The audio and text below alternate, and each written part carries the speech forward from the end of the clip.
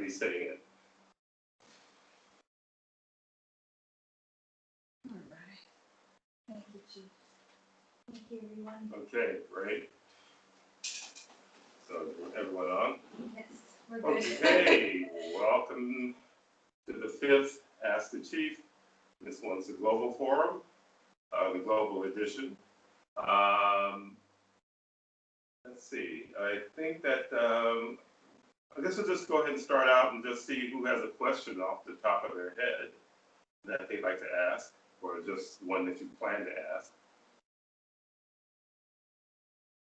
No? Okay. I like Mimosa here. Yes, Mimosa here. I forgot to submit the questions, but I would like to maybe talk a little bit more on books, because you always talk about how movies have a certain, how do you call it, a certain programming, and I was wondering how it is with books, like all these self-help books, all the yeah, I know, well, all the dramas, they probably have a lot of programming, but what is with all the other books that are written by scientists and coaches and so on? Okay, well, books definitely, just like any media, books definitely have programming in them. The interesting thing with books, even with certain kind of films and things like that that you may view, there may be sometimes a little bit of information in them. But same with books. There's information in them, some of them, but it's kind of the way that they disperse it is though you have to put pieces together. It's like a puzzle. So you'll have a book that you're reading that has to do with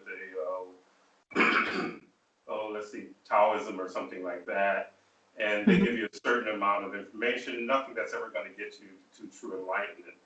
But then you'll end up watching a movie, that some sci-fi or something like that, that has a little piece of something. This is just from my own experience over the decades, where I would start to glean certain pieces of information and take something that seems like it's way off in left field in comparison to the subject that I'm studying, and find that there's pieces like just placed in various areas that you can put together and actually build a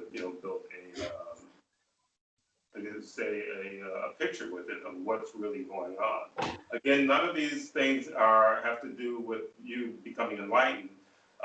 In some cases, they used to say that density just likes to make fun of you, because they'll put things in movies, and they're literally things that I know happened due to my own personal experience with them. And they'll just tell you it's this is sci-fi, it's fantasy, it's a kid's show or something like that. But in reality, if you look at it properly, you'll find that it tells you a lot of how things work here, and a lot of what they do to you while you're here. So books, again, all of them have programming. When we were doing the Women's Forum, and for the holiday season, and covered It's a Wonderful Life, and then I think the last one was A Christmas Carol, Scrooge, and that started out as a book by Charles Dickens. And if you don't think, no one's saying that they don't think, but programming has existed through all of these different publications. There's certain things that are really ancient texts that have been like pyramid walls and temple walls and things like that have existed for a lot longer than density. You'll find a lot of that stuff is either eroded. When I was in last trip to Egypt about 3 years ago, maybe, there are certain temples where they literally defaced all the reliefs. Like, someone took a chisel and a hammer and just defaced all that. And that is usually part of getting rid of anything that one could actually glean information from. And that's usually hiding something from probably your higher consciousness. If you go in somewhere and you feel something in spite of your academic training. So again, with books, yeah, There's programming in all of them. The self-help books, like I don't talk about things I haven't experienced. So I did go through my share of, wouldn't say self-help like people read books about losing weight or something like that. But mine always had to do with mysticism and expansion of consciousness.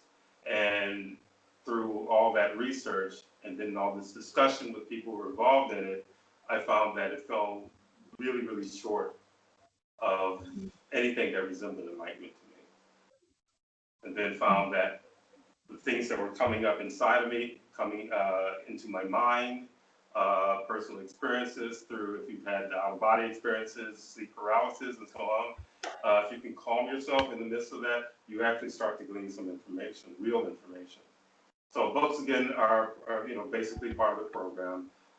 There's nothing that exists before the time, on papyrus or paper, I believe, before the time of density.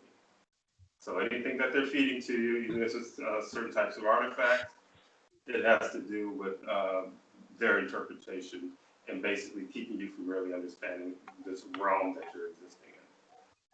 So is that good enough, or is that? Yes. Okay. No, that's perfect. Thank you. Okay, you're welcome. Okay, anyone else with anything before we get started? Yes, I have a question. Sure. I have a question. Who? I wanted to. This is Halana. Oh, hi, Lona. Okay.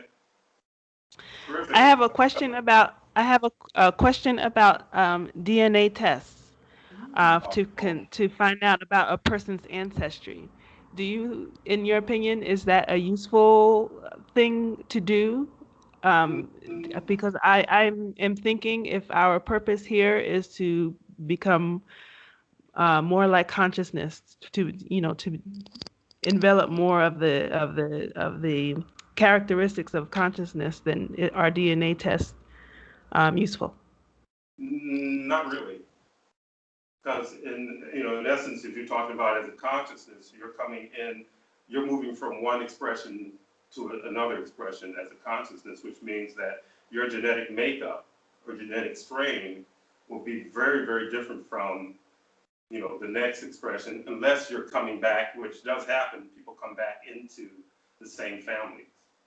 A lot of older writings about indigenous peoples, that certain villages, they, in other words, it's like certain ancestors will come back. Your mother will be, your sister in the next one, or something like that, or your grandma will be, your mother, or your brother, or something like that. So as far as like, DNA, when it comes to what I do, it doesn't really serve any purpose, other than you just have you can follow a genetic stream that has to do with this particular expression that you're in. But again, you're much broader than who you are right now or the avatar that you're in right now. Is that clear? Or is that? Yeah, that's clear. Thank you. Okay, great. But good question. That's I haven't had anyone ask that one in a while. Okay. So we want to.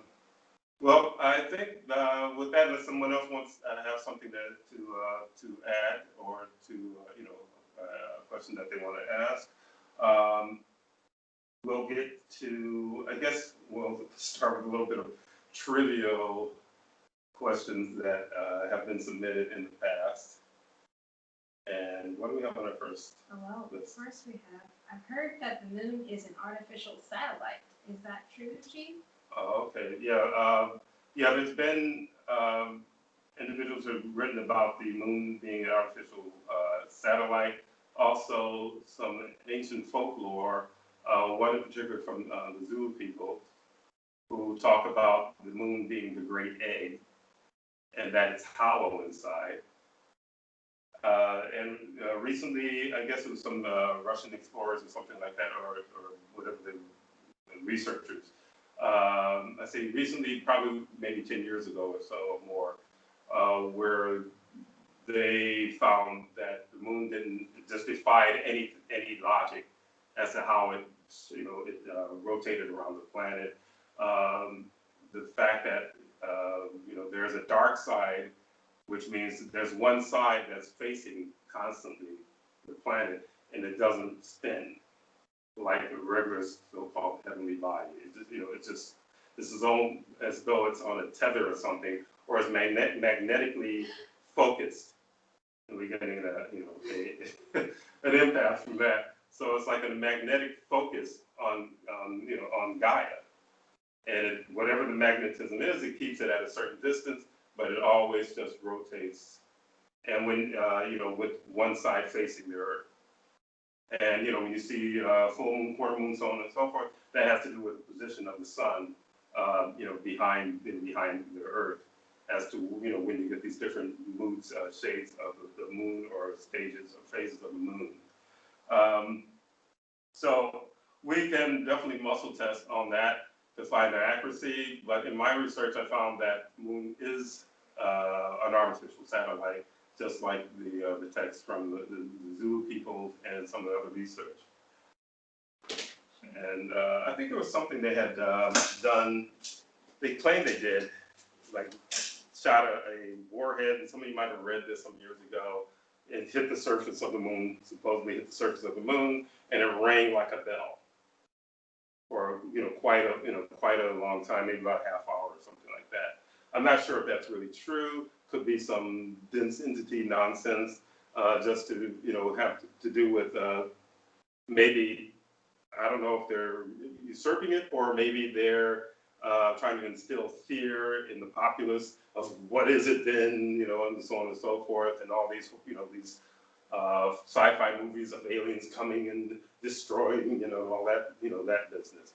So I'm going to we're going to run a muscle test just for verification, and my verifications generally come from inside myself, but also from those on the other side. That's those who I call associates, and they will answer a lot of things that we are unable to see with our physical eyes. They see what's going on. Okay, so there's already some resistance going on with the arm. We're strong. Okay, we got to release. Okay. And if I hold my arm down and screen. So is the moon a artificial satellite? We get a yes on that, and and NSTHA's not doing it because I say on cue, give me that answer, because I can ask it in any kind of way subconsciously and still get an answer, and NSTHA won't know what I'm asking, but her consciousness will react to it. And right now they're fighting. So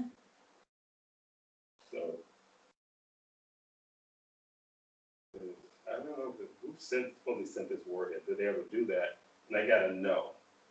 So it was never that experiment was never done where they shot a warhead. Which, too, what I understand, that was out there controlling the moon. They're not that keen on you shooting warheads at it. So if there was anything sent there, would the beings, entities who are in control or were in control of that satellite, would they allow it? And they got a no.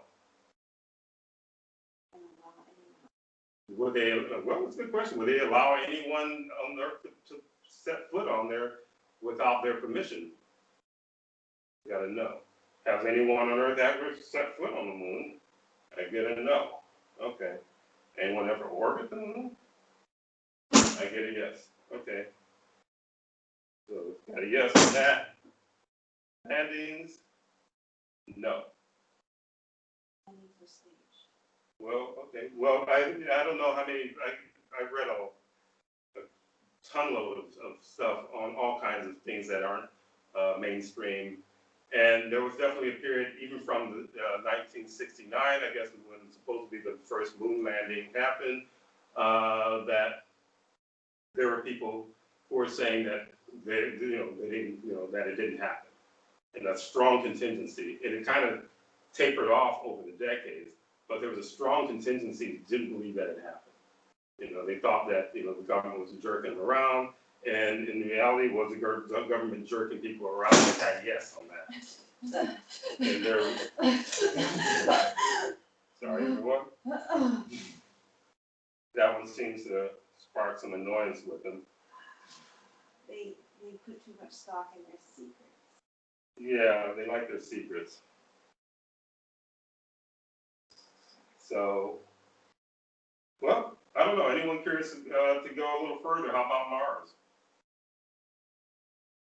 Yay? Yes. Nay? Yes? Okay. Has there ever, in other words, if there's anyone that ends up there, it's because the ones that control there took them there, okay, and allowed them there.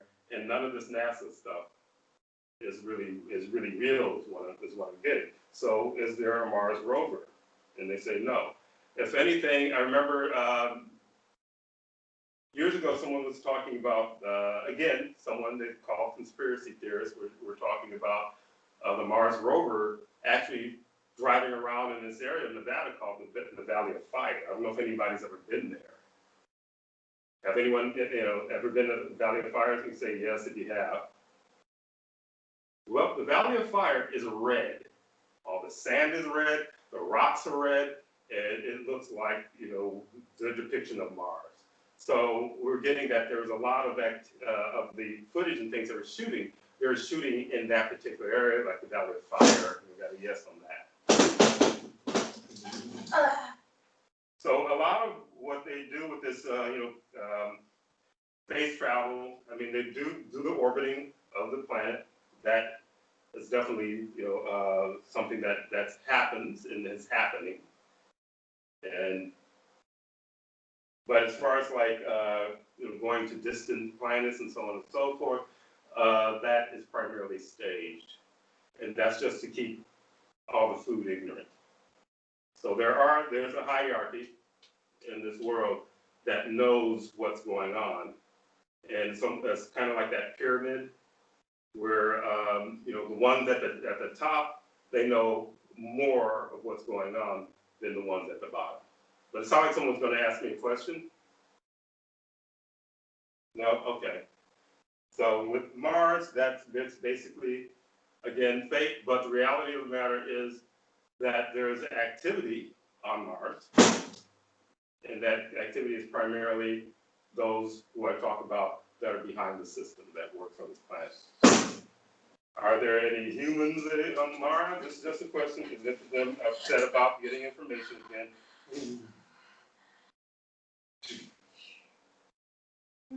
Any Earthlings on Mars? Say yes. Did NASA put them there? No. The system, those behind the system, they're the ones responsible for whoever's on the planet. They're responsible. Okay.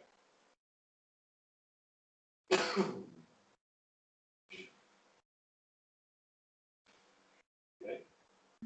Okay, screen again.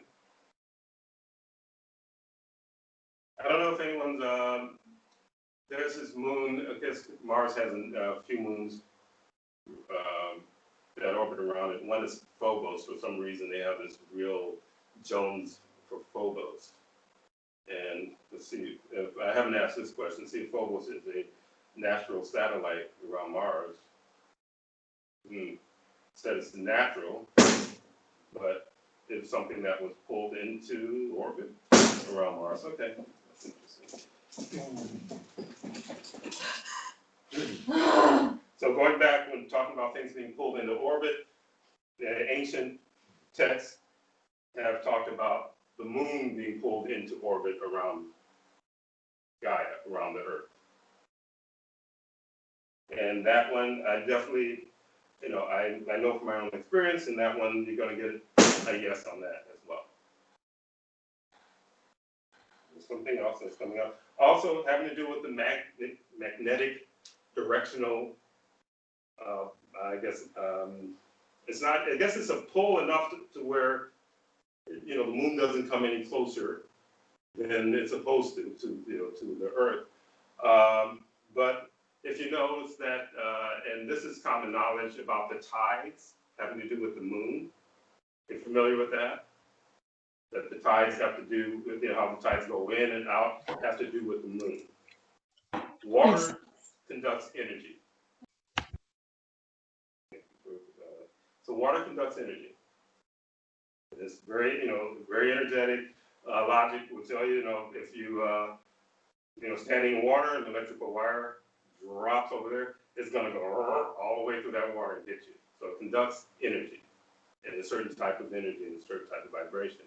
So the magnetism, which is energy also, the magnetic energy pulls when the moon shows, you get a full moon in the ocean, it pulls the tide away from the shore, almost like it's pulling it towards the moon.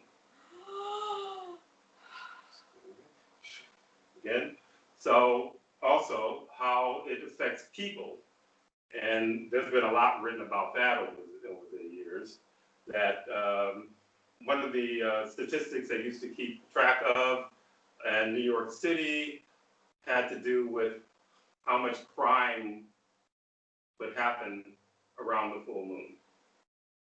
So that the magnetism of the moon is also affecting the water. I think what is it, 98% water that the human body is supposed to contain. It's supposed to be made of 90%, some large amount of water, and that it affects the behavior of the human body. So it's almost like it glitches certain people when there's a full moon, and then they're affected by that energy.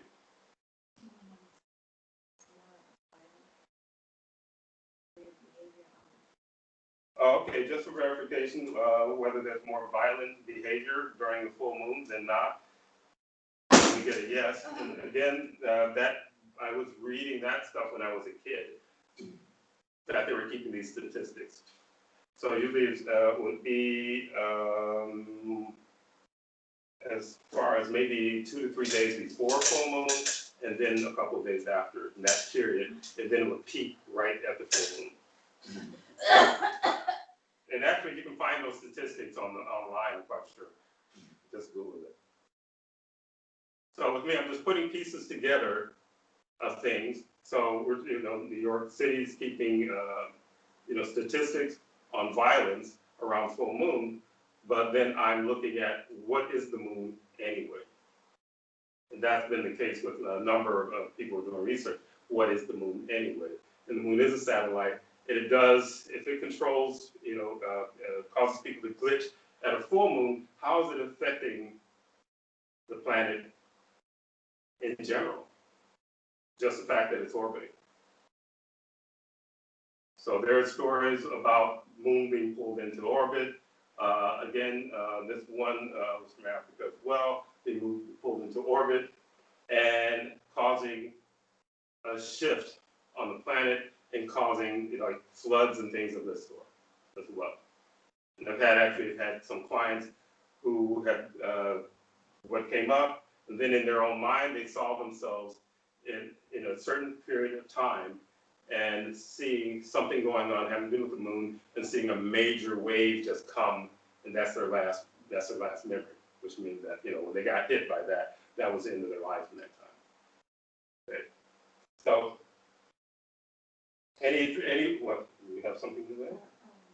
Should we continue with that trivia question about, so you're talking about flooding and that was when Lena and the question was, were there anyone who escaped? Oh, was that a trivia question? It was. That's it. Did anyone, sorry, did anyone,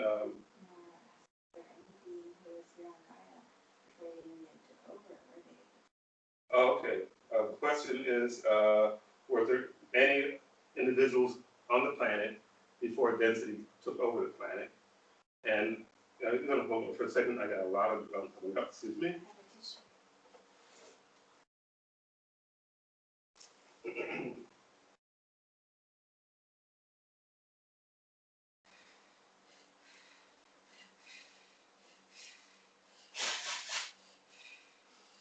Sorry, this is kind of bothersome to them, so Ms. A's purging and I'm purging at the same time. So the question someone had sent had to do, were there other peoples or on the planet before Yin took over?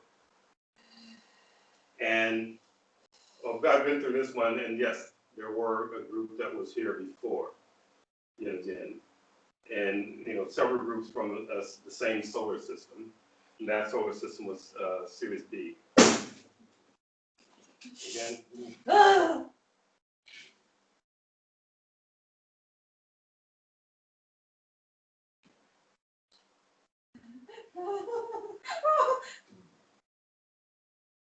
And the story is pretty involved.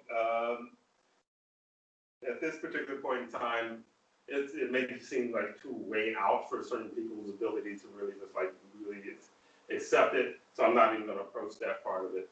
But to answer that question, yes, there were other consciousness here before density came in. A lot of what I don't know if you remember, when I was in elementary school, they were just teaching a bunch of limited nonsense. Everything to slaves built the pyramids and things like that. And, at the beginning of life on the planet had to do with some little microbe forming in the ocean and then crawling out like a little slug or something. And then from there, the Darwin thing and humans being from monkeys and all this stuff, which is a kind of a funny one, actually. Humans from monkeys. No. They're a totally different creation of consciousness. So humanoid, there's a different creation from consciousness. So each group is a different creation from consciousness. Okay. So if anyone survived, well, yes, if anyone escaped, at the very beginning of it, I did get record that certain individuals did escape. What was going on. There's some nations people stories that actually, once you translate them properly, because someone translates it from the native language into English, and you always have to like read between the lines and see what English is leaving out. So there are certain nations people stories that follow along the similar lines, having to do with 7 brothers, 7 sisters, the dancing brothers or whatever who were dancing around a certain pole or whatever, ornamental pole, and then start to ascend up into the sky. There's a lot of stories, a number of stories having to do with being chased by something, or a brother of 7 sisters turning into a bear or some kind of creature and decides to try to attack them, and they have to run, and they climb into a tree, and the tree would start to grow. There's a number of these stories where the tree would start to grow up into the heavens. And a lot of times they would depict these particular individuals as people who went into the heavens, went into the sky, and became stars in constellations. So these are like escape stories, and some are pretty cool. Maybe, I don't know, we might, if people are interested, we might do one of the stories or 2 of them that I actually was able to, put the pieces together properly. Because I was very interested in nations people stories when I was a kid, but they always seemed like a puzzle to me. And once I started to, in other words, be able to empath and start to get the proper pictures for whatever they were depicting in the stories, and also understanding that the translations a lot of the times would leave out pertinent details. Because we have one that was like the Dancing Brothers, and we found 2 totally different stories. But there were 7 dancing brothers in each one, but they were just two extremes and supposedly from the same group of peoples. So, yeah, they left out a lot of stuff. There are stories having to do with some, like a shape-shifting being coming into a village and wanting to marry the prettiest woman in the village, or the other way around, a shape-shifting female coming in and wanting to get together with the most, the strongest brave. I don't like to use that term, it seems very Western, but the strongest male in the village. So there's a lot of these types of stories. If you actually able to actually dissect them, you start to get a really, really interesting picture of what was really going on. So those stories depict individuals who actually were able to escape.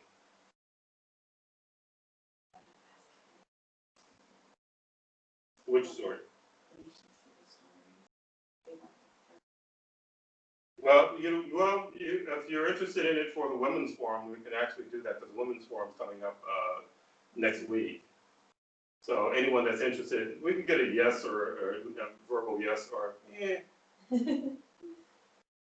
Yes, please. Okay. So, okay, we're going to put that on the menu.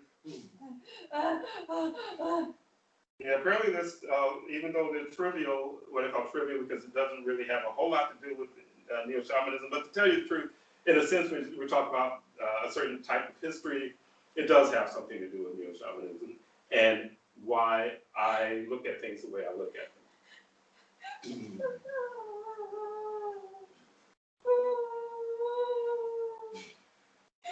And these guys are very, very upset. Sorry for you guys to have to hear them whining like this, screaming. Get out of it. Of course they like ignorance. Yeah. They don't want.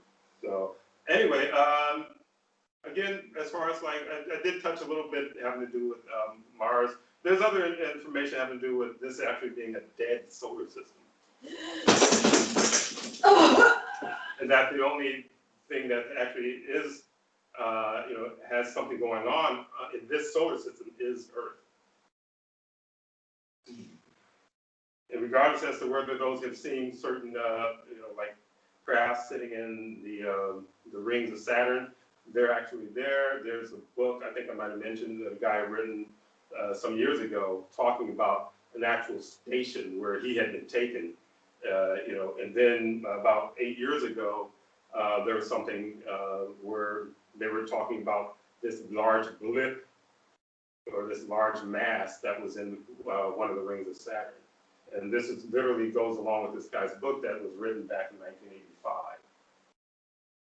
So there's a lot of activity in the solar system, but as far as like being a live solar system, it's literally the wasteland, as it was called by Associates, wasteland of Yenovian. So he'd been here already. So why Earth is here, that's another story. We'll get into that some other time.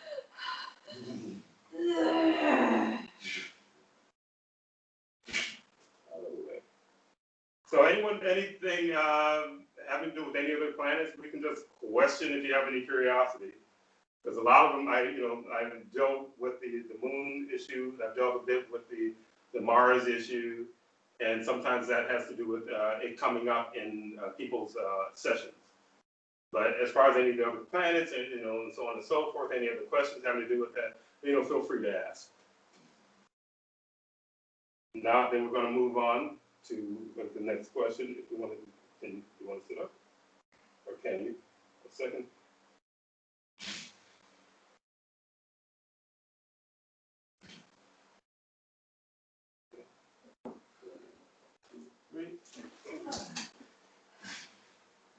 Wow.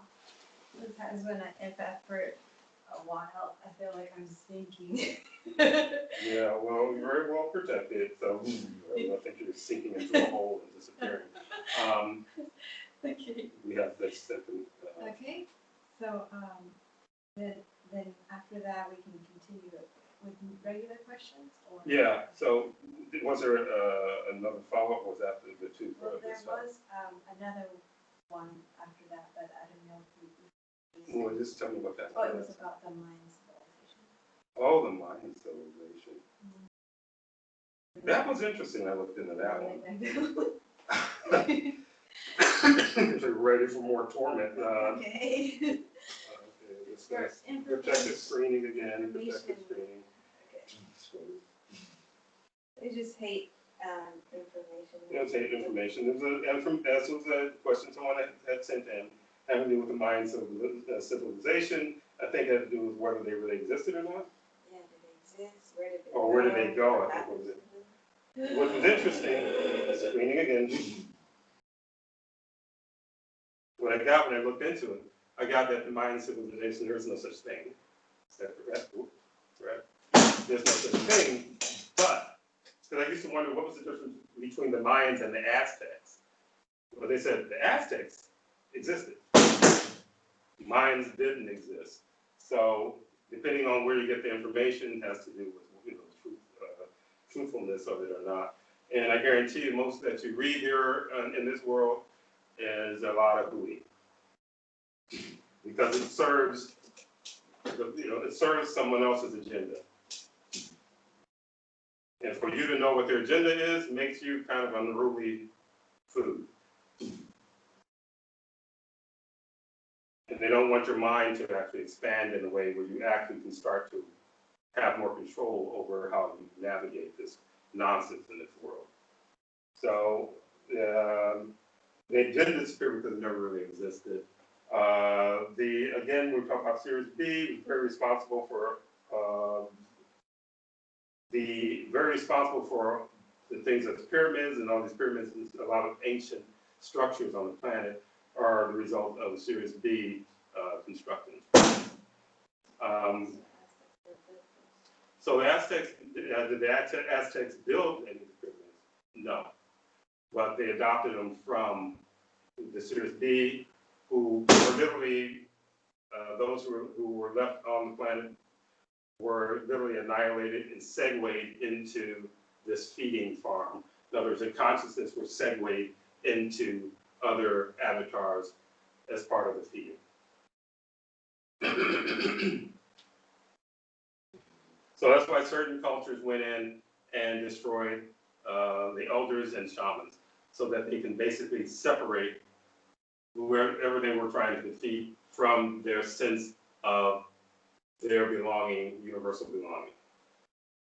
So, and you had asked,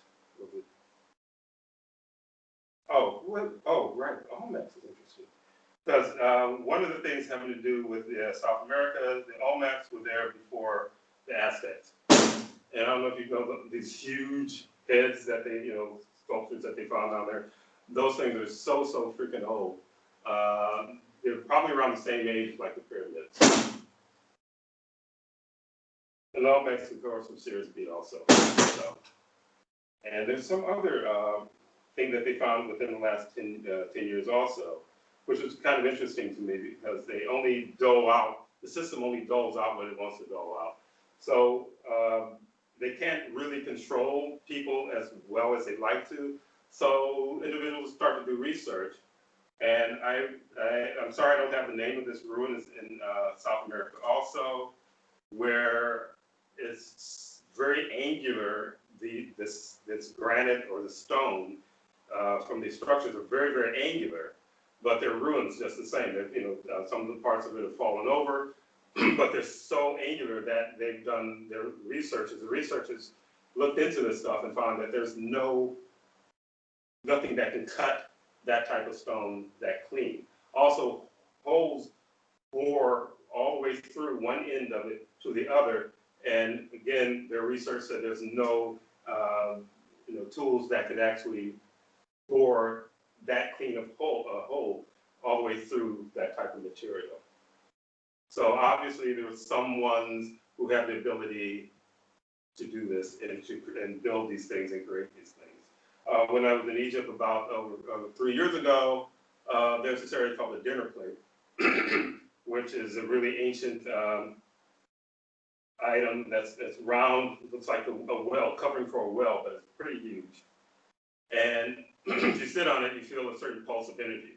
When I sat on it, what I felt was the density that was under it, which was like the black ooze that was trying to block the flow of energy coming through that thing.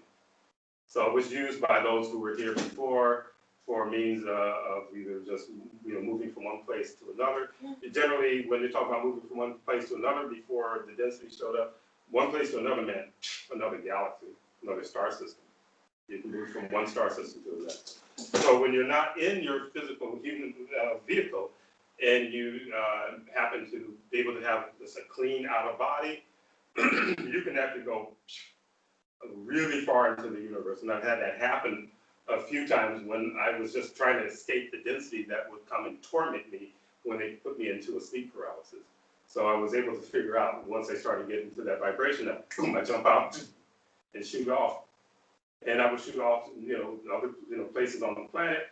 A couple times I ended up standing in front of, or just floating in front of a nova, or something really, colorful, gaseous thing. I knew I was out in outer space. And as soon as I thought about getting back in my body, bam, right back in my body. So they talk about the speed of sound, speed of light. There's nothing faster than the speed of thought.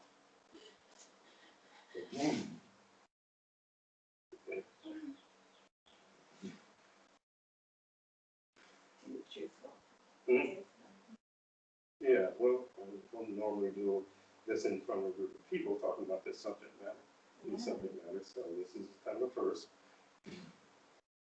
But I was having to do with, Almacs, the Aztecs.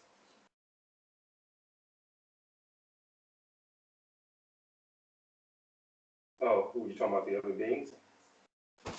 Well, there are a lot of, in other words, you know how certain cultures will move from one place and invade another culture? They usually take their stuff with them into those cultures, into those areas. And Yenidian is what I call the density, and his crew, Yenidian clones, those who are basically influenced and under control of this density. When they move from one other devastated place, they would take all their stuff and then plop it in the new area.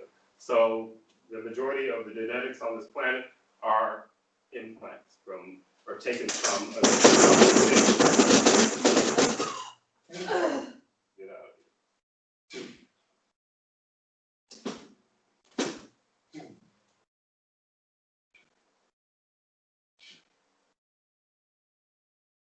excuse me. Okay. I don't know if you got the last part of that, but that's information, and since they're being such pests, we're just going to muscle test us for the hell of it. That these, in other words, that the majority of the genetics on this planet now currently here are transplants from other solar systems. And solar systems in which these guys moved in, took over, destroyed, and then moved on and did the same thing elsewhere. And this was, and Guy was one of those on their list of consciousness, because Gaia is a consciousness of a consciousness to destroy.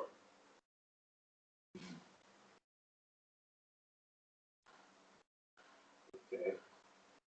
So I'm going to give Jose a breather here. To get into some of the other questions that others have had.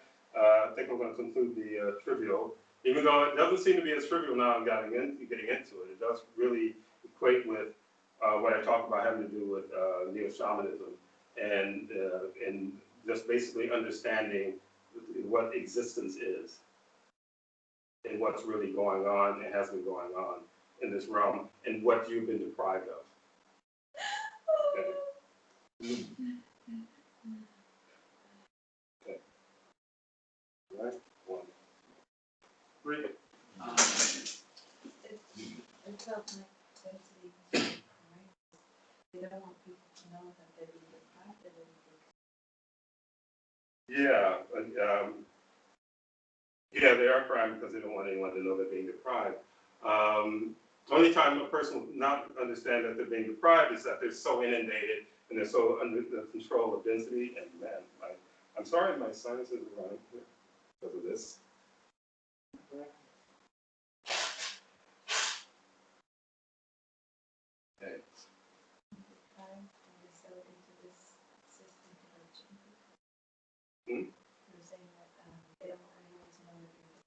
Yeah. And those who accept that they're being deprived is because yeah, they've been literally, when I talk about past expressions, generally, a lot of times, the more expressions a person goes through, the less they have a connection to where they came from or their origins, which is Supreme Consciousness Universe.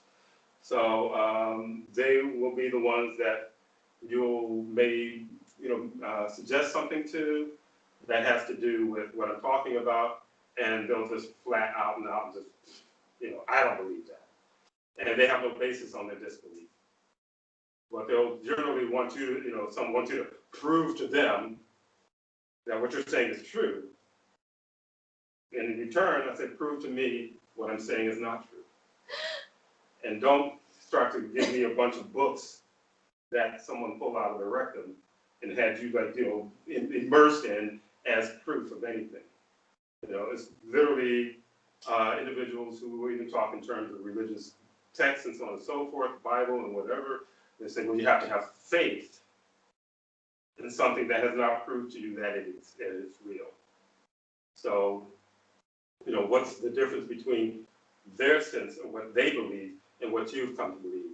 When I come to believe, it comes from logic, and it comes from looking from all these different, it's radio thinking. People have been shut down, and we've talked about this before, from the radio thinking. I have, one or two individuals who are actually getting into what I call stack thinking, as well as density things. They think on levels. They convince you to think tunnel vision or with blinders. So with stack thinking, radio thinking, you start to look outside of the boxes that they create for you. So, in other words, career, this is my box. I define myself by this career.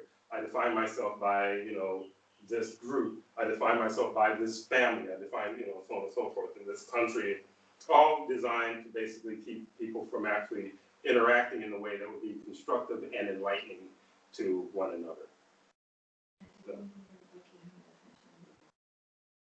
Yeah, I think I do have a definition of universal logic in my book. So, with that said, we haven't started on to the next. We have not started the regular questions. Okay, so we're going to go into regular questions, unless someone has anything that they want to, any curiosity, any questions they want to ask. And I think they're afraid of you going through more pain. So, where she's not in pain, she's just, you have to explain it yourself. Discomfort. Depending on if people can do their containment or not. Yeah, when it comes to clients, if you do your containment, properly, the less discomfort Ms. A experiences. Again, she has the option to quit doing this anytime she wants to.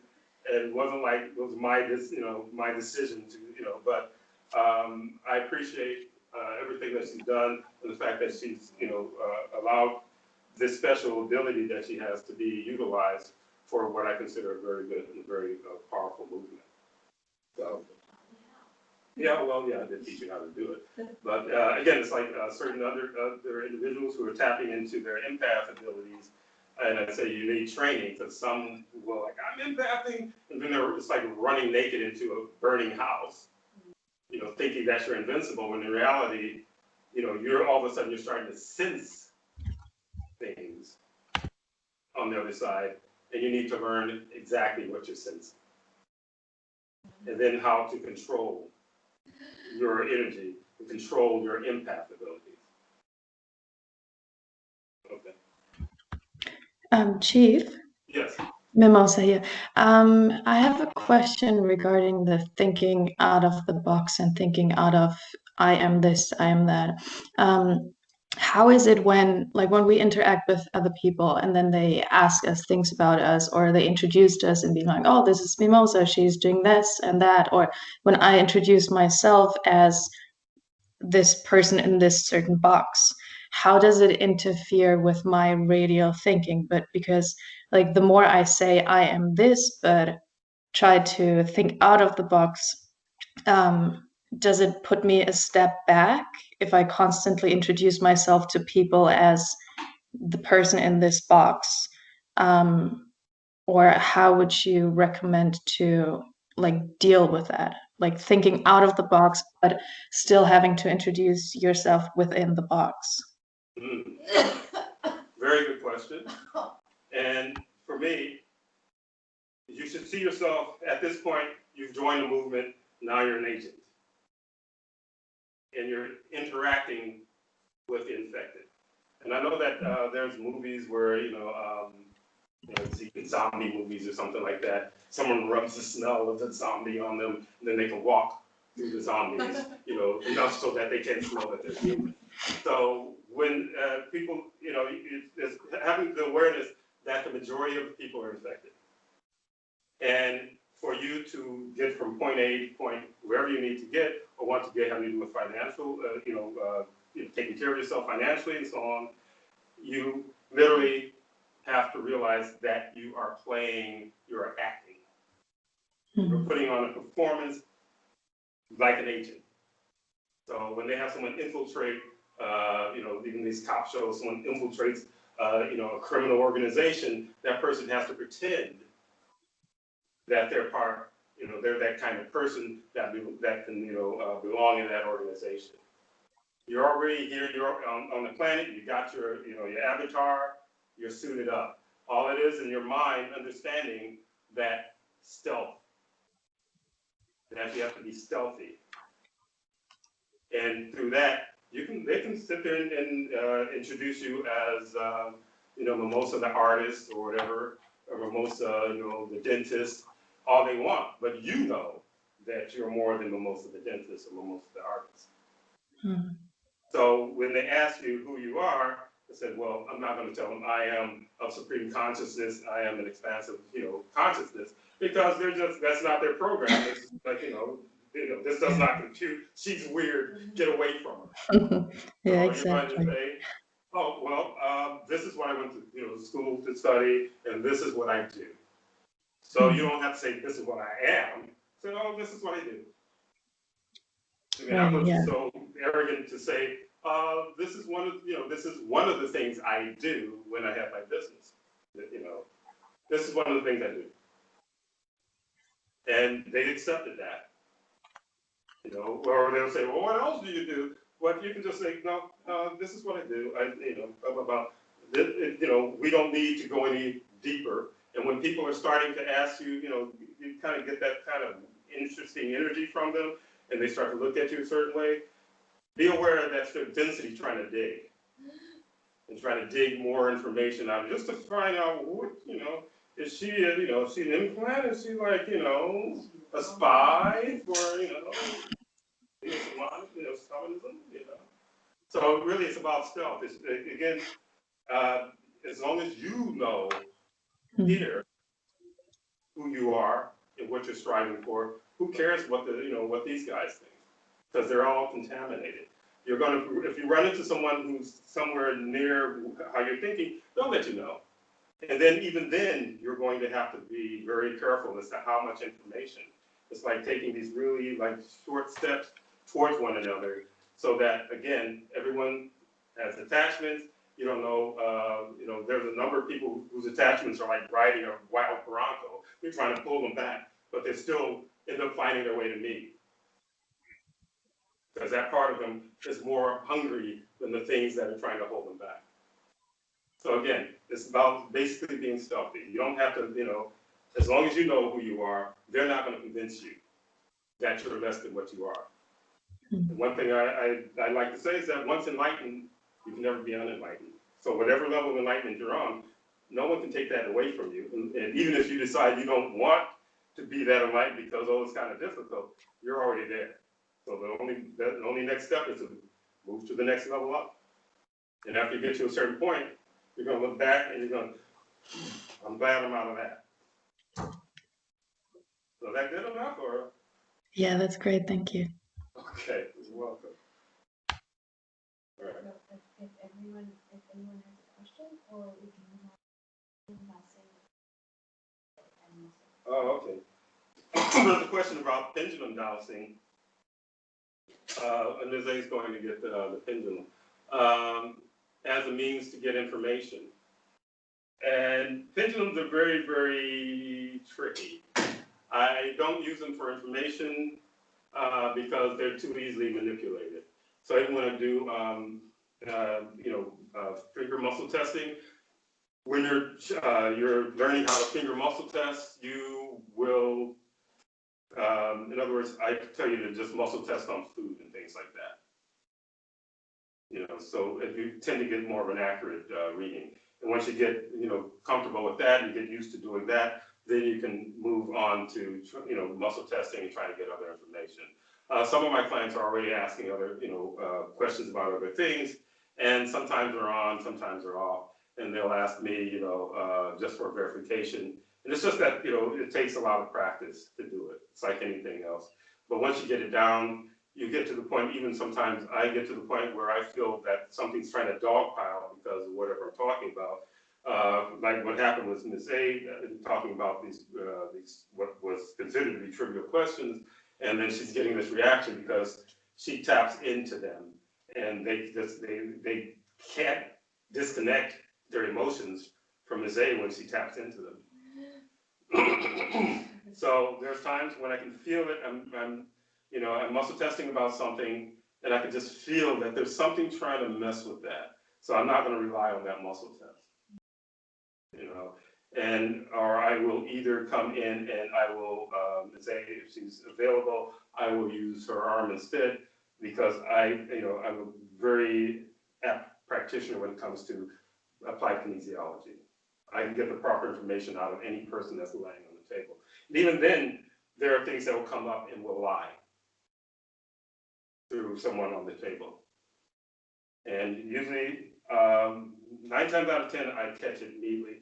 On the rare occasion, we'll come back and find out that something came in and was literally working through the subject, because that subject had so much density in them that the density kept, throwing out answers opposed to their higher consciousness. And when I break it through, I'm talking to you, and I get your arm to move and respond the way that that I want it to. In other words, just basically, if I say, give me a yes, it'll react, because I'm not bullying your consciousness. Your consciousness wants its freedom, and it knows what it feels like when the chains are being loosened from it. And so your consciousness, your high consciousness, really wants to give that information, because it really wants out of this nonsense. One of the tricks that we taught clients that you get different answers for the same question. Yeah, right, because you can get a yes, excuse me, a yes 1 minute, and then you get a no the next. And that usually has to do with something interfering. And a lot of it has to do with just experience, I should say, just experience and practice. But you will at some point, excuse me, boy.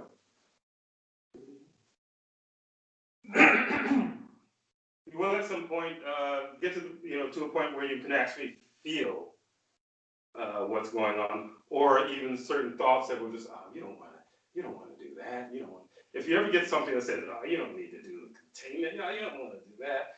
That's some density that's that's in your energy or around you. MCs are notorious for that kind of nonsense also. So with the, I don't know if you can see, you have the pendulum, right? So you said that instead of using the pendulum as a way to get answers, use it as a way to see how clogged your energy. Yeah, you can see how clogged your energy is by using a pendulum. So the flow of your energy depends on how well it spins. And I don't know if any of you have ever used a pendulum before. There's a command of, show me yes, and it'll swing. A lot of times people have it swing in a clockwise rotation, or show me no, which means it rotates in a counterclockwise rotation. Sometimes you get like just it swings back and forth, which means that there's something in there that's fighting your pendulum. But there's times that they'll let it go, and I've had individuals when I was practicing and experimenting with the pendulum some years ago, and someone who's very, very sensitive, very psychic, would sit in a room and watch while I'm using the pendulum, and then would tell me, there's someone, just walked in and they're trying to make the pendulum go the other way. So you can end up with that kind of nonsense as well going on with the pendulum. But again, are you using it now? Yes, actually today. Can you see well enough what Miss A is I doing? can get close. Or should she get closer? I guess it's okay. Are we still connected? Oh, we're still connected. Okay. I think I heard someone. All right, I think I heard someone sneeze or something. All right. Should I get close? Does anyone want Ms. A to get closer to the camera or to see how the pendulum swings? Yes, move closer, please. Okay, thank you. All right. All right. All right. Now, do you have it swinging, Ms. A? Okay, so I'm going to have it go yes, and I'm holding it, and as it goes, it begins to spin. And You're getting a spin going? yeah, I'm getting a good spin because Chief gave me a clearing recently, and so the spin's a lot better. So right now I'm going yes, so it's turning clockwise. Mm-hmm. So I can stop it with it like mental intent. Now I'm gonna go no. And it begins to spin the other way. Okay, good. So what I can do as far as like, so you can see how the energy is boosted, we're gonna do this experiment. And I think the crown chakra. So you can stop it. Okay, stop. And then you can say, show me yes. Show me yes. Okay. And what I'm gonna do, I'm gonna place my energy over his head and see if that spin gets any wider. Okay. It's going faster. Okay, so it's faster. Oh, and now wider. Whoa. Now wider, now that I have my Now hands that you're on her touching head. my Now head. it's, Whoa. okay. So that it measures energy and intent. And also Chief has to go through my energy and whatever clogs are in there. So there's been a time when Chief will do it and it'll spin even faster and wider depending on the size. So this is a darning needle. So if you can find that, it's a pretty heavy needle. So it gives you a good, it seems more comfortable for me, but you can also use a smaller needle too. Yeah. And again, use it as a way to focus on your energy. I'd say more so than asking questions. If you want to ask questions, that's an experiment, have fun. But again, it's better as far as a tool to measure your energetic focus. So if you can get that really, really, really spinning, well, then just be aware, because sometimes someone's intent will make their hand want to move and help it along. And, which means, that's not a true reading. Whenever you did this with me last week, it was so clogged that it wouldn't move at all, just the side to side. Yeah, Ms. Aiden had never done pendulum before, until like, what was that, in a good while? At least years Okay, since the last time. so it was years before we did the exercise last week. And she was having a problem with it swinging. I know you got a little minuscule swing or something, and then it would just go from side to side. And then I put my, hand on the spine, I believe, or on the head chakra, on the crown chakra, and they were really adamant about stopping it. So you ended up like empathing instead of actually, she started purging and empathing to the point where it just seemed like it was painful just for her to get this swinging with my energy going through. So obviously she's been cleared since then. So now we've got a really clean rotation and clean example of how it works. It's good. We just tell your energetic flow is clear. Yeah, basically. So the wider it swings, the clearer your energy, and the stronger the flow of your energy. So it shows how clear you are by how much it spun faster and wider. Oh, you talking about my clarity? Oh, well, I mean, Yeah. just through me, you had to push through my density to get to that. Yeah. Well, that's how I do my work. I have to push through people's density all the time in order to do the work, in order to actually, do healings, connect with your higher consciousness to open it up so that you can actually feel it. I'd say a good part of what I do is freeing the client's consciousness. So unlocking the chains around your consciousness. That's a big part of what I do also. So, any questions about the pendulum, usage or otherwise? I have a question, Mimosa here. Yes. What would you recommend to use as a pendulum? Can Like, is there a certain material that is better to use, or Uh, use anything? Usually it's something that's made of metal will Mhm. work. And if you're really serious about just practicing with it, whatever you buy, like the darning needle is a good one. And when you first start out, you have the hand under and the needle over. And when you get to a certain point, you don't need the hand under. You can just do it from just looking at it, and it should start to spin in one way or the other. But with the hand under, it's just basically a way of channeling your energy, like so. And there's a number of you who've done the exercise where I have you with your hands out to the side and feeling, if you feel the energy in your palms. That's another way that I use, process I use to read how much energy a person has. So when they bring their hands in closer, they feel tingling, and usually where I'm at right now means you have a decent amount of energy. There are certain individuals that have their hands out there and they feel it immediately. So it means that they have a stronger flow of energy. Doesn't mean you're enlightened. This means that you have a stronger flow of energy. So when I start to teach you, that's part of being enlightened enough to know what to do with that energy. Okay. Okay, thank you. Thank you. But there are people. Well, I mean, I can make plastic do it, but metal conducts, more energy faster and easier than plastic. Besides, plastic is black loose anyway. Excuse me. Go ahead. Right. Should we ask another question? I'll continue with the next one. Okay. If anyone has another question having to do with it, Or a different question. what's the next question? So I'll just, when you talk about plastic and that, there's also a question that says, how does NSTHA items people do benefit? Just items. All right. I think I probably touched with it a little bit with certain individuals during the sessions, how items can be used to interfere with your flow of your energy. And a lot of you who have been in the studio, I always have you remove your jewelry, because jewelry holds consciousness, and some of you already heard this, but for those who haven't, and also repetition is always good anyway, as a reminder. So secondary items, which we may consider secondary items, having to do with items that people have given you as gifts.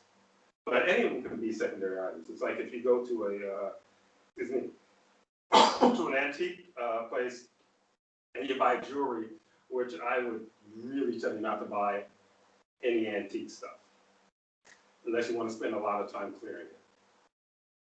So if it can't fit in a baggie, I wouldn't get it. So, there's been individuals who bought rings, this really cool looking ring and so on and so forth, and then find out that they brought something home with them that causes all kinds of problems for them. So when individuals get gifts from past relationships, like there's a lot of women who have items from their ex-boyfriends, and it's literally like, what do you call it, a corkscrew item. So that every time you look at that item, you think of that ex-boyfriend. And he's an ex-boyfriend for a reason. Obviously, things didn't go that well, but you're still hanging on to this item that's basically corkscrewing it into thinking that it's worth something, or said, well, at least I got this out of that fool, when really it's just another little ploy to actually just keep that person tapped into you, for as long as you hold on to the item. And a lot of times, even if you don't hold on to the item, a person's energy can be in you unless I pull it out. So well, can I get rid of whatever? It said, well, you don't know how you're thinking. You don't know how you're corkscrewed when it comes to that individual. I don't have anything invested in that person. Therefore, I'm going to look at it a lot clearer than you will, as far as like how that individual may be affecting you. And the person may be out of your life. They say, well, he was an okay guy, but we just didn't get along. He was an okay guy. Yeah, well, maybe whatever. It doesn't matter. I check whatever it is the person gives me. or has given you. And 9 times out of 10, I'll see that person's image in that item. And I think there was some test that was done, don't hold me to it, but where some kind of special photography where they were prismatic photography or something, and they were picking up other images when they would shoot an item. And they do a close-up of the item, just shooting really, really close to the item. And certain items had the face of the owner of the item, like pop up, in the finished, photo. So it's it's a bit more advanced than what's called brilliant photography, where they take a picture of, I think back when I first kind of knew anything about it was a while ago, back in the 70s or something, where someone put their hands on a plate and then they take a picture, almost like a negative when they were still using, chemicals and so on, and they would pick up this kind of like electrical type of, I guess, whatever energy emanating from where that hand was touching. But usually around the fingers, and then in some where the finger points would be lit up. So again, everyone is energetic and conscious energy. So that one I think was, and that one goes to I think the Japanese scientist, the guy who did the. I don't know how many of you have read about that, and that was maybe 20 years ago, where there's a Japanese scientist who froze water. No, actually, he would write like a word on a piece of paper, and he would stick it to a bottle with water, and filled with water, and then he would freeze it. And for each word, the intent of each word, he got a different kind of outcome from the way that the water froze. So he used various words, from one extreme to like, the word love, which is really a loaded word, but he got something more floral, more, delicate. And then he put hate or something like that. Then he got just a more like just gnarly looking and, not, wasn't really designy, or it didn't have a design to it. It was just kind of like chaotic and, like something's aggravated. He also did a test where he played heavy metal, and as I guess the water was freezing, and it was just like it had just, an explosion with no foundation. So again, it has to do with intent and how intent affects everything. Okay.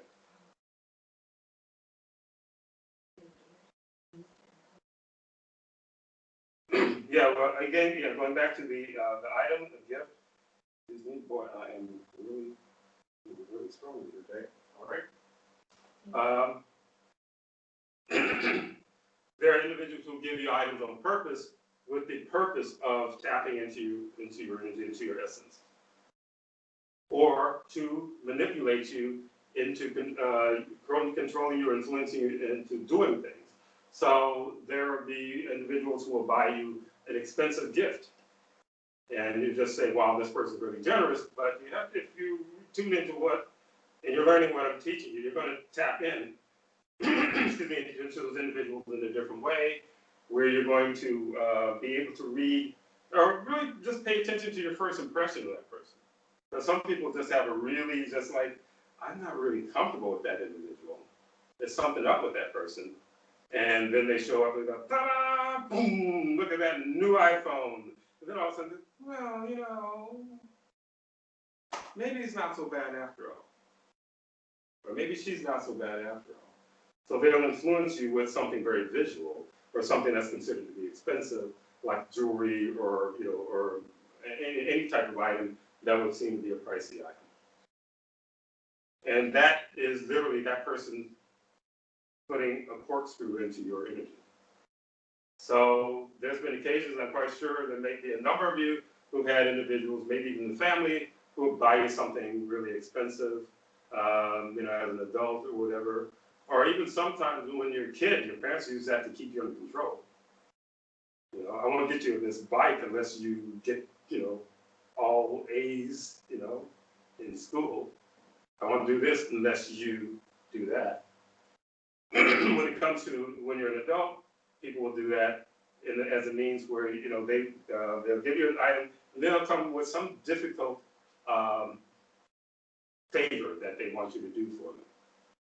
And they start out with, kind of like a little bit of an aggravating type of, was it something that they want you to do?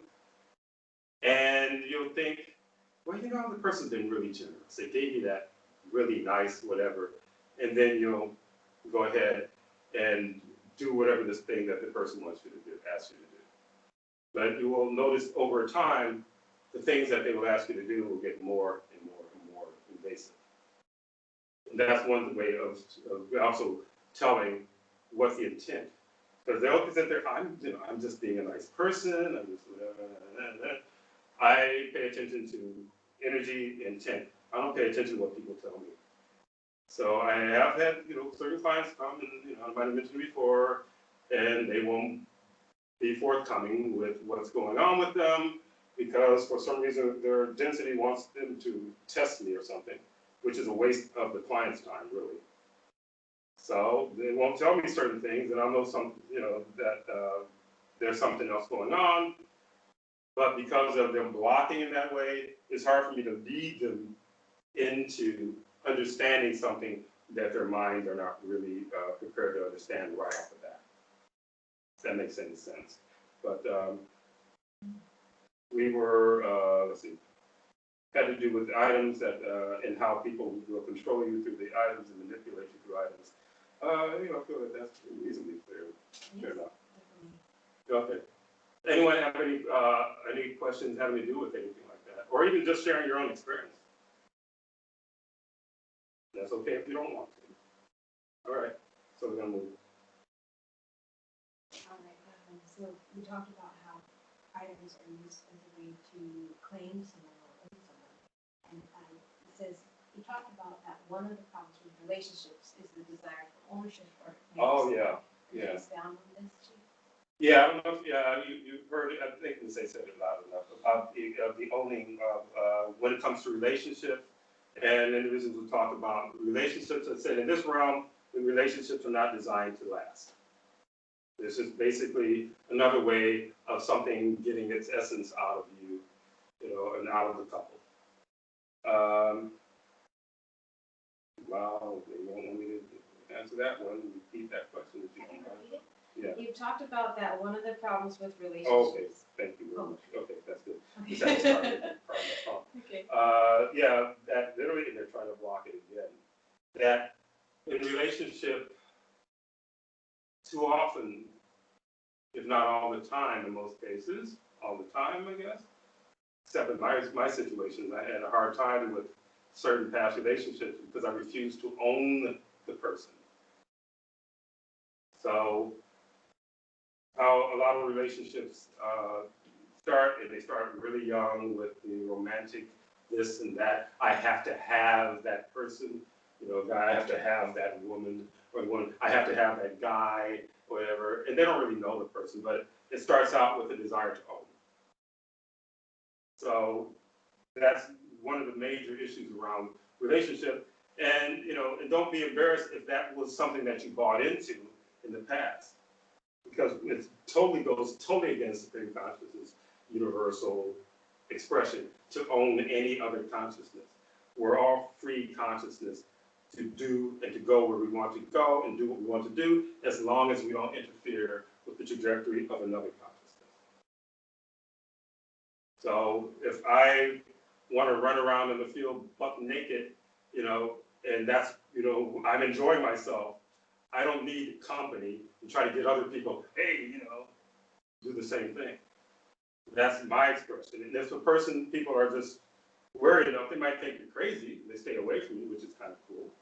But again, if they're open enough, they're just like, oh, okay, he's not messing with me, have fun,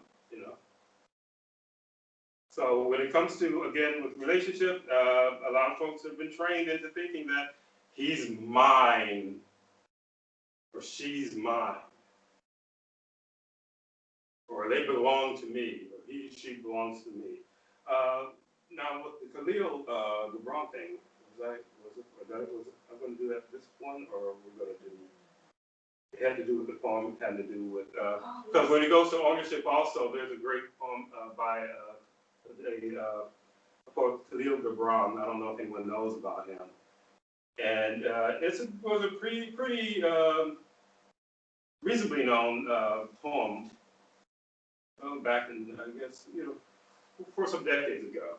And it had to do with how perceiving your children, or say your children, receiving the children that, come into this realm through yourself. Either it's the father's, fertilizing the egg, the mother carrying the consciousness.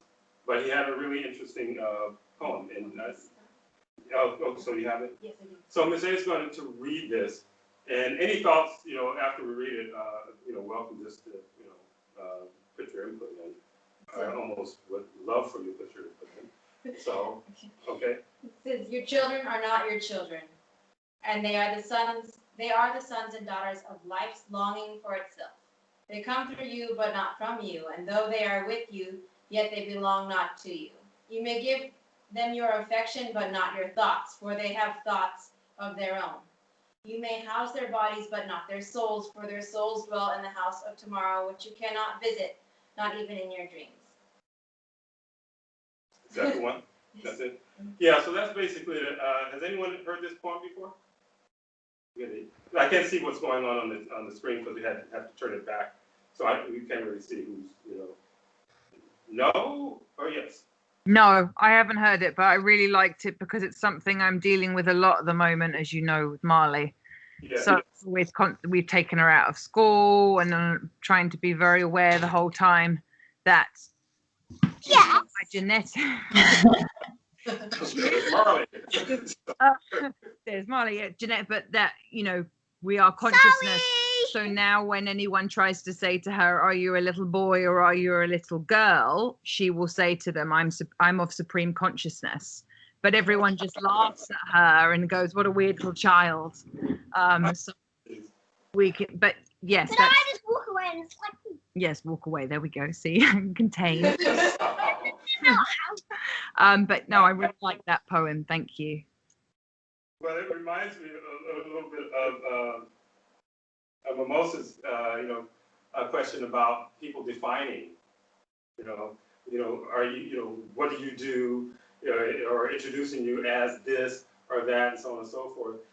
So unless she's fine with, having the little weirdness with these, these other kids or whatever, she could just stealthily say, yeah, I'm a girl, But I know that I'm of supreme consciousness. Or if she finds it humorous to actually, mess with their little brains, go for it. I think she does enjoy it, actually. So, which is good. So their little brains, just starting to like vibrate a little bit, and at some point they might, remember that this is one kid who, we say, a little boy or little girl, so I'm on supreme consciousness. And then what is that? Which may lead them to try to figure something out for themselves. You might actually help them by doing that. So, Thank you. thanks for that input, Lucy. Yeah. So, Thank you.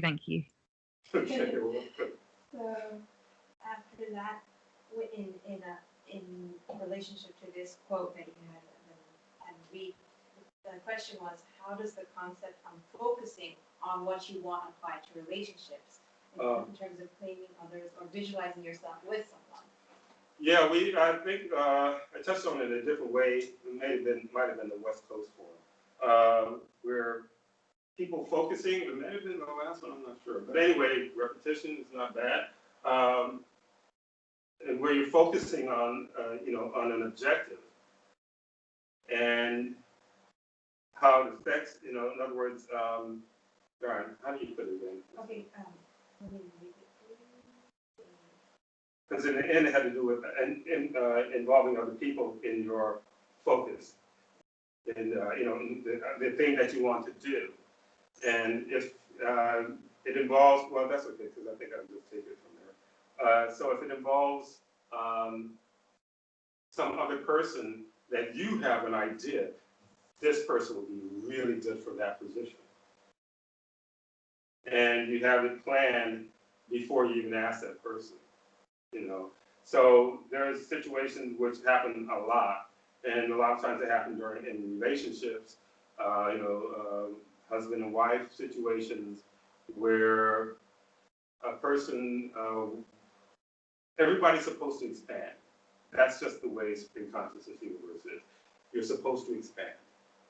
You're supposed to grow, and no two consciousness grow at the same speed.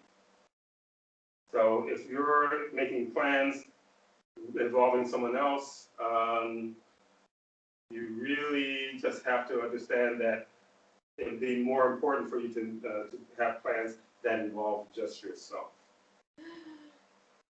Because if you involve someone else, they have the right to say no, that they don't want to be part of what you're doing. And one of the problems with the whole marriage kind of deal, and I'm quite sure that anyone on this planet has some awareness of the lopsided thing having to do with a husband owning his wife, the wife being the property of the husband. Or even the kids being the property of the husband as well. Yeah, there's a term, that's been around as long as long before I came on the scene. They would call, men would call their wives the ball and chain, and vice versa. So it's already telling you that there's something wrong with the construct of the way that this system wants you to see a union or an agreement to be together with with another consciousness. So it's going to always, the more dominant one will generally express their dominance or their control over the situation. And they figure, well, things are going my way, so everything is good. When in reality, the one who's being pulled along really has some grievances, but because of their own insecurity, they don't, or the fear of being alone or whatever, they're not telling you that they're really not happy with where things are going. Or a lot of times, because they're afraid of, again, this concept of loneliness, which is also an illusion, that they're going to just, well, rather than be alone, I'll be with this person who, to extremes where in a violent, relationship, where individuals stay in a violent relationship way, way, way, way too long. Or just someone who actually just browbeats the heck out of them, or they mentally, beat them down, and they'll stay in those situations because something says you don't want to be alone. Or you'll find with a lot of women, with their women in their family, like the parent, grandparents, or whatever women around, this is, you don't want to be alone because they don't understand that you're not really alone in the universe. There's gazillions of consciousness out there. Just because you can't really see them with your peepers doesn't mean that they're not around. And there's a number of times there are individuals who are on that other side who are there actually trying to support you, trying to help you out. And I shouldn't say everyone, but a lot of people have had antidotes where some weird thing, they make a decision to not go someplace all of a sudden and go another place and find out that the place we're going to go to, there was a major problem or something, or building collapse or something like that. Or in stories that I've come across where individuals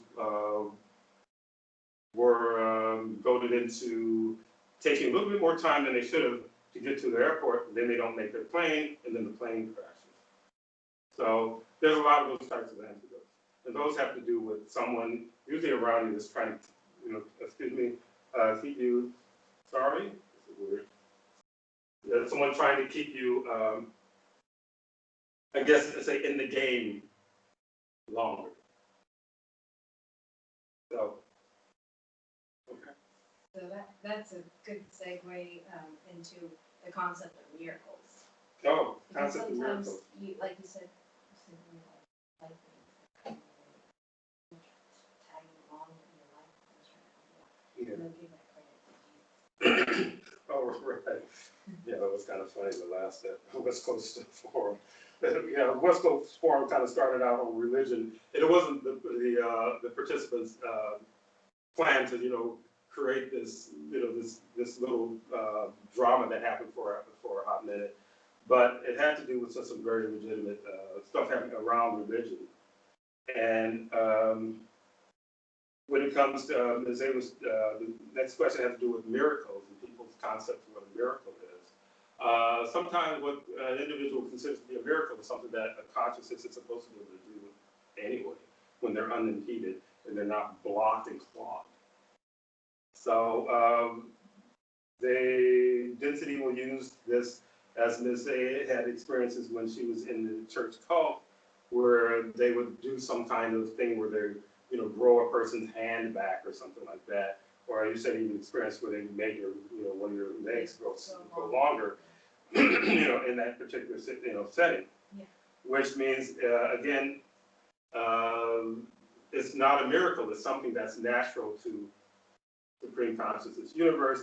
It means that it has to do with manipulation of matter and energy. And so if you can manipulate matter and energy with your consciousness, you don't need all these little machines that the medical social making, whether they're using black ooze and whatever to power certain things that so-called help people. Really what would help you is literally just clearing all the lies out of your energy and opening up the passageways of your energy. Then you would start to actually be able to do just basic healings of yourself, basic balancing of your energy.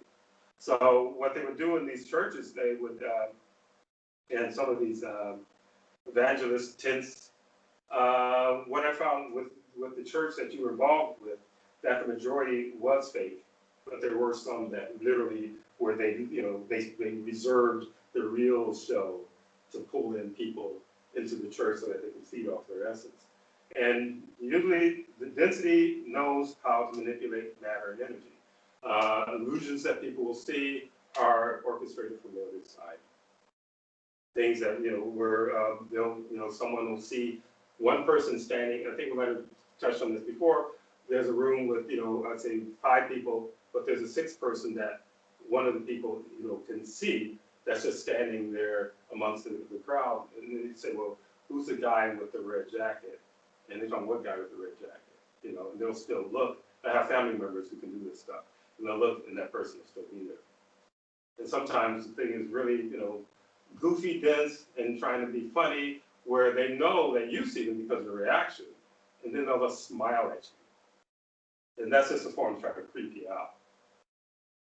So when something like that happens and something appears in my zone, and it wants to be funny, I just start to pull its energy off of it, and then see how funny that is. So again, we're living in a lockdown vibration. So the things that people consider to be miracles are not miracles. They're something that's supposed to be natural to your consciousness, natural, for whatever you want to do. There.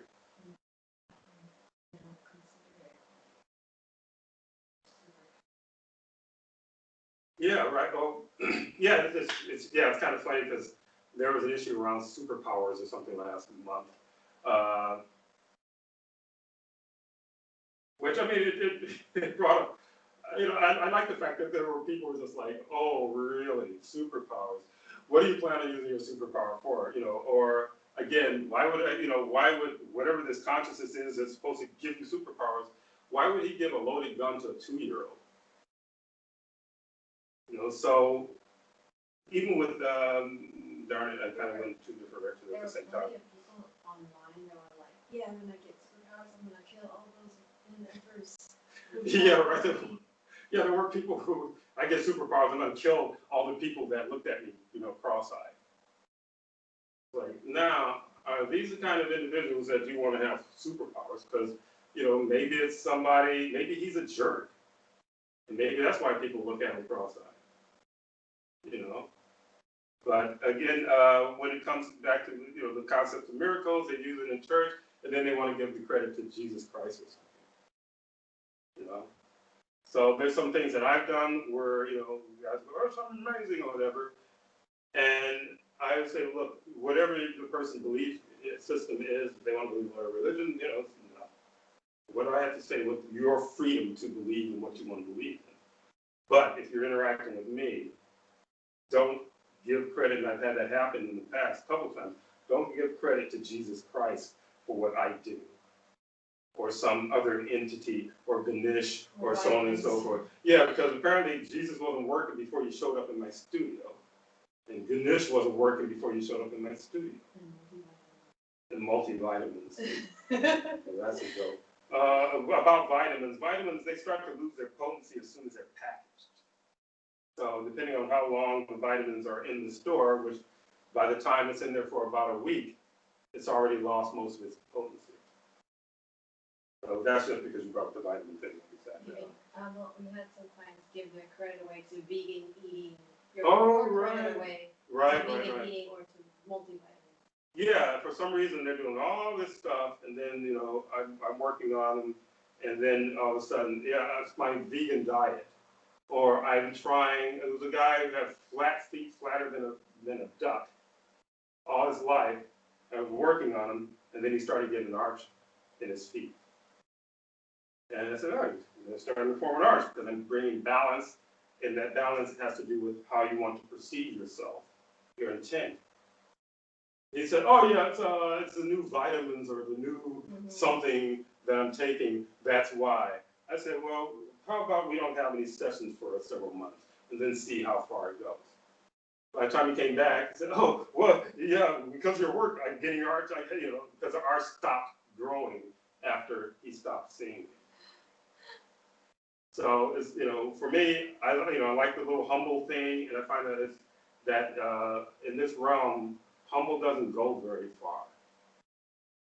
So individuals will always, and I'm quite sure some of you've had that, where individuals will always try to steal your thunder, because you're not, beating your chest and strutting around like a peacock and saying, "Look at me." So when I talk strongly about what I do, I know I do, and don't give my credit away, that's because I need to do that, because that's the way the system works here. People are always have been programmed by their density to steal and to minimize and to also try to get shit for free. Excuse my language. So where were we? Because that seemed like I moved off into. Also, you were talking about how what people consider Superpowers. are just natural, but they're also skewed in that you were talking about how they think that superpowers are no concept that is something natural. Yeah. Okay. Well, yeah. You're trying to do it Yeah, I'm just trying to put it together in a certain way. Again, with the concept, and I thought I could kind of cross over that. Maybe I didn't cross over very well. Well, when having to do with individuals wanting superpowers, and the concept of superpowers is not superpowers anyway. One of the things I didn't like about some of these TV shows, I kind of got hooked on for about a second, watching some of these dumb, Marvel or DC, TV shows. And that's because when I was a kid, I really was into comic books. So I read a lot of comic books when I was a kid. And I noticed that in these shows, they're always talking about my powers. And it's across the board with any of these shows, DC, Marvel, some of the other ones are random ones, where someone had an ability, it was more of an ability to do something. They said, "This power," or the Spider-Man thing, with much power comes, great responsibility and all this kind of nonsense. Where it's literally this like underhanded way of trying to say that these characters are some kind of deity, like a Thor or a Zeus or something like that. But I know there's something behind it because it's just ridiculous. Powers.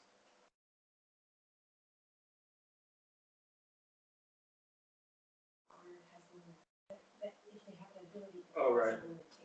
Well, again, they're defining power, through these shows and whatever else you may read. And one of the things we say that's correct, that they always have a limitation. That you can only, if someone's invisible, he can only be invisible for this amount of time. Unless he's the invisible man, and then he's cursed to being invisible forever, Or someone has an ability to do some other thing, and it only lasts a certain amount of time. There's always got to be a weakness to your ability. So, Superman and kryptonite and so on and so forth, but there's always got to be a weakness to your ability. When in supreme consciousness, why would there be any weakness? Besides, one, you're not going to be fighting any supervillains if you're not in a realm like this. And no one fights. Well, I guess supervillains are maybe the government, I don't know. But, there are whatever system may be the supervillain. But the reality of the matter, that type of system does not exist in the broader supreme consciousness universe because it goes against logic. Yeah.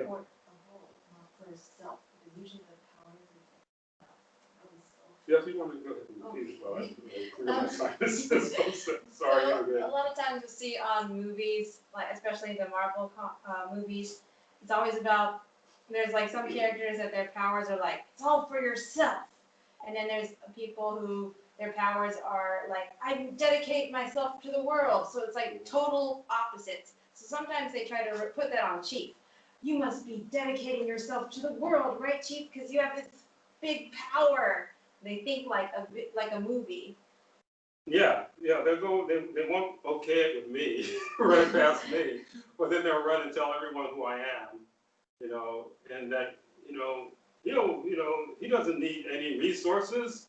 He lives on air, he's just here for your good. I'm like, nah, that's not how it works. It falls into the same category of people who like to say, I love people, when that's one of the biggest lies. Because I've never met anyone who loves all people. So they say like, I love the human race and all this other. I said, is this something that, has been driven into your head that you feel that you need to say in order to feel, or have people feel like you're really a nice person? If you come to me, I'm a logical individual, you start telling me that kind of stuff, and I've had people do that. And I'm like, what you're speaking is totally illogical. And I can punch holes in what you're saying in a heartbeat. Do you want to interact with everybody on the planet? Even if they said that it's true, it's a lie. I'll use their arm as their higher consciousness will say, no, that's not true. This person doesn't like most people. This is designed for people to not like most people. That way you don't get together and change things, really seriously change things. Or they interject something that's just totally retarded, our group over their group kind of stuff, which doesn't change anything. It just continues the nonsense that's been going on the planet for a very, very long time. And even if they did get everyone to get together, the density. Yeah, well, that's true. Again, and was saying that because of the attachments, and people are not aware that everyone around you, they're not doing sessions with me, they still have all their attachments. I don't care if they went to whoever to get a clearing. And there's been individuals who are supposed to be like high spiritual leaders and so on and so forth. And I get a reading that this person is not a light being. And then sometime later, even just recently, and I'm not going to mention those individuals, were found to be doing something that was considered to be illegal and immoral. So you can go down from like really high down to like your average, like with my grandma in church, where she would just blow the whistle on these preachers who were sleeping with the wives of the parishioners. And, my father's experience with a preacher sleeping with his 16-year-old girlfriend when he was 16. And then he approached the preacher and he said he never had gotten such an ass whipping in his life from the man of God. So this is not just like, oh, that's just one little thing, and that's just one little thing. This is rampant crap, man. It's totally rampant. But I'm kind of like I'm digressing. But You were talking about how there's a common belief that if many people get together, they can change everything. yeah, well, again, because of all this nonsense that's going on, all these attachments, people will have a very, very, very hard time getting together if they can't open their minds up wide enough to see where they are. And unfortunately, most people are just robots. They've been so beat down till they, or they're just afraid of their own shadow, anything that's outside of what the system says is acceptable. The number of individuals, so it seems to be changing a bit with this corona business, that the number of individuals are just scared, crapless about this corona thing and not logically thinking, and I'm not going to repeat everything I've said before, and to do with why you shouldn't believe in this nonsense. And I don't give a crap whether they have pictures of people on oxygen, with oxygen tanks. Government's been doing this nonsense for ages. A protest against Saddam Hussein, and they show this picture close up and all these people, and then someone off the side takes a picture, and there's 10 people, and that's the whole city is up in arms, and there's 10 people, but they frame it in a way where it looks like there's this big mob. They've been actually duplicating people to make, So this is the kind of realm full of lies that we exist in, and so the system is set up so that people don't get together, So as a renegade, which I am, I just run with whoever wants to run with me. And until, if they trip and fall, hopefully I've given you enough to get back up on your own and get in the race, because I'm not stopping and going back to get anybody. I give you all that I can give you. And it's up to each and every person to tap into that energy. And I do believe I give enough for people to tap into that energy and hopefully start to figure things out and at least start to move in a much more logical direction. So. Okay. So if anyone has any questions having to do with what I talked about or anything else, that sparks something, something I said that sparks something.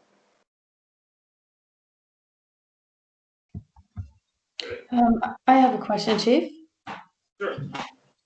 So I was wondering, because coming into this reality or into this realm, life is so difficult with attachments and density and all that stuff. Bringing children into this world, is it a good idea, or should we spare them from all this happening, from all density, or why should we have children? Well, being that I have 2 kids, Yeah. I have to admit that I really would probably not, unless there's a situation that is a growing situation where you have more closer to like-minded people, because no 2 people are like-minded. Everyone has a little secret button that you push, and next thing you know, it's like Dr. Jekyll and Mr. Hyde. I've had enough with raising kids in this nonsense. And, my oldest is the oldest is 30 years old. And so I've tried to do as best I can. One of them is doing better than the others, but I swear the amount of nonsense that's on the other side, if you have a kid, boy, oh boy, you have all these people in your family who will all of a sudden start to focus on your kid. Or with my daughter, people who will come in and visit for some reason would focus on my daughter.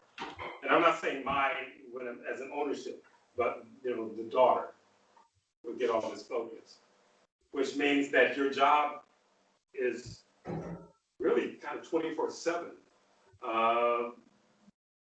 because you're trying to get them to a certain place where they can understand things and take care of themselves. But you're literally giving birth in the middle of a hurricane of nonsense. And 2, you never know exactly who's going to come through you. I do these sessions where I look to see with pregnant women who's coming through, and seeing what I can do to segue the kid, into being more of a light consciousness, than the dense one that's standing on off on the side like that, waiting for those the few minutes before you give birth to jump into that consciousness. Mm. And this happens all the time. Oh, wow. You know, the way that things have been set up here for a long time, if you have someone who's very light, or, you know, kind of a consciousness, 9 times out of 10, if it's a family of 4, that's the only light being in that family of 4. And that individual tends to get fed on throughout their whole time in that so-called family. So if you end up with a family where there's more than one, that's unusual. You know, like mine, and the mom went through it because of that. Literally, where she was, you know, one was coming through. There were attempts on her life from the time that I don't know, well, some of you have never heard this, where I have a younger sister who's very, very connected psychically. She's not on the same level that I am, but she's got some serious stuff. She can see things that a lot of people can't see. She, when my mom went to the hospital with her to give birth, the nurses came in and told her that she had lost the child and there was no child in there, and they're going to clean out her womb. This aggressive cleaning out her womb. My mom, that was her 5th child. So she knew what it felt like to have a kid in her womb. And she said that these nurses were like animate, you know, and they're going to just, you know, like physically force her to allow them to clean out her womb. And finally, there was an Asian doctor, I guess, I don't know if he's from Lone or from somewhere anyway, was called in after a certain point because of all the aggravation, all the noise that was going on. And they said, she won't let us, you know, clean her up. You know, it's dangerous because she's lost the baby. And she said that the doctor looked and checked, and he looked at the nurses, and he said, what are you talking about? You know, there's a baby in here. So we talked about, you know, certain individuals coming through with a certain vibration, density will try to take them out. There are certain ones who, you know, certain stillbirths with kids who were probably light, who were taken out. Sometimes stillbirths were just basically another way of traumatizing the mother so that they can feed on her. This one, it was like when these nurses were like zombies or something, like they're possessed to the point where they couldn't even see. And so the reason they didn't get, you know, get my sister and kill her at that time is because my mother crossed her legs like that, and they couldn't unlock her legs.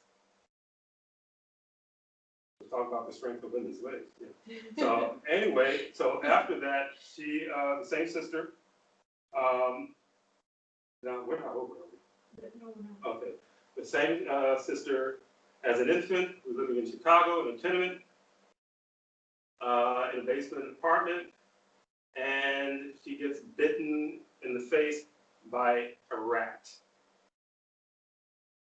And my mom just knew that was the end. So she looked at my sister, and her face was so swollen that she couldn't even see the features.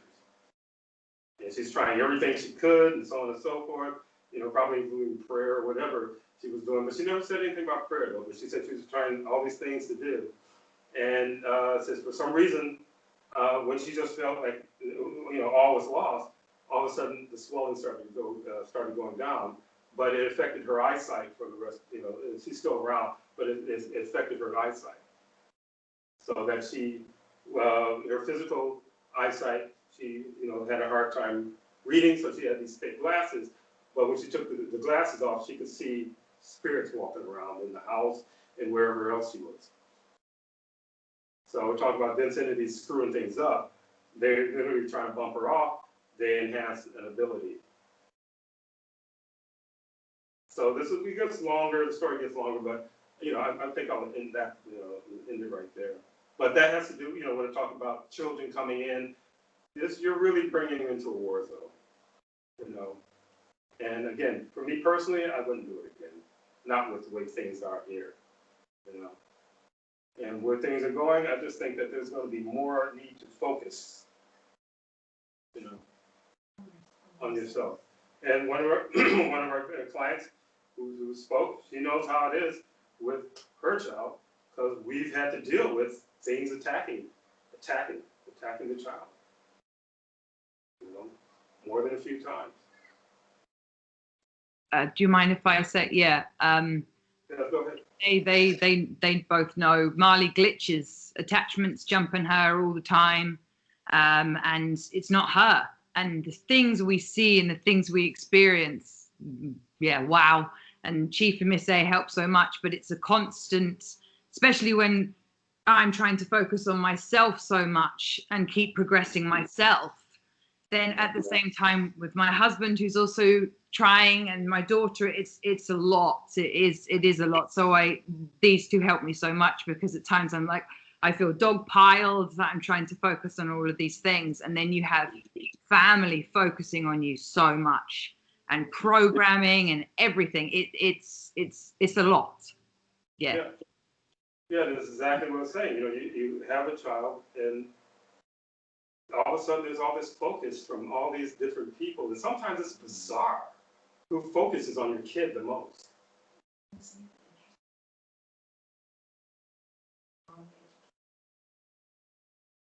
Yeah, yeah, I don't know if you mind me just sharing a little bit. You were saying that there are individuals who are offering to pay for Marley's schooling, and they don't even know Marley.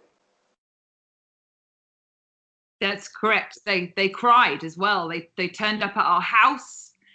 6 women in our house just randomly turned up, and I managed to get them out of the house because I wasn't here, and deflected them to a cafe nearby. And they were offering to pay for Marley's schooling for the next 3 years. I don't know these people, never spent time with them personally. And then they were just crying and trying to get us to be emotional about the whole thing too. And we declined. But yeah, just attachments. This is a bizarre world that that we're in, and again, I think in some sense, I do feel that there's a certain fortunate, you're fortunate in the sense that you are experiencing this other side, so that it's not like, you feel like you're going crazy. You know this stuff is going down. You know this is happening, and so it's not like you second guess. So when you called me in, we did. Wow, how many exorcisms have we done on Marley? But anyway, because of how she vibrates, there's a tension that has to do with what's on the other side that wants to. It's like this whole other world that goes on out there, and this is like the residuals of that world. They consider their world to be real and this world to be an illusion. Is that the... Oh, okay.